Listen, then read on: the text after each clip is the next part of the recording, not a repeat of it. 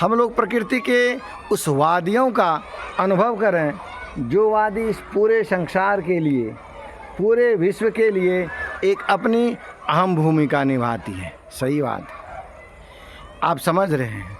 हम प्रकृति के उन छटाओं का वर्णन करने जा रहे हैं।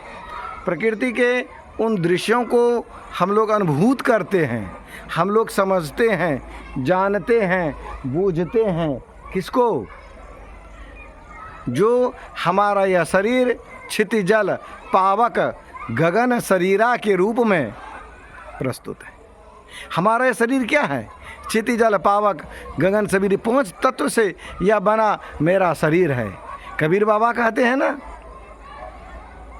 इसलिए ये शरीर के इस 5 दृश्य, ये जो आकाश निर्वात है, आपको जल दिखाई पड़ रहा है, पृथ्वी है, अग्नि, अग्नि का वास बहुत जगह होता है, जैसे जठराग्नि है, तब मानव में भी एक प्रकार की अग्नि है, और हवाएं। लेकिन अग्नि लकड़ी में भी है, लेकिन हम लोग उसका अनुभव नहीं कर पाते हैं। हम लोग उसका अनुभव कब करते हैं? जब उन्हें जलाते हैं। तो उसी तरह से हमारे शरीर में भी अग्नि है।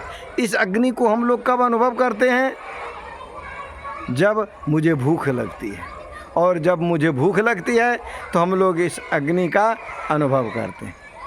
साथ ही साथ इस अग्नि में जो भी चीज़ हम डालते हैं, अच्छे या बुरे, सभी का परिणाम उसी तरह से होता है जिस तरह से हमारे घर में जो भोजन पकाने के लिए अग्नि का ज़रूरत पड़ता है।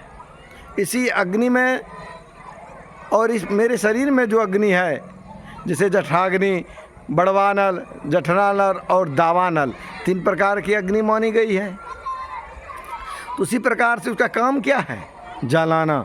और हमारे शरीर के अंदर जो अग्नि है उसका नाम है पाचन, पाचन करना। ठीक है।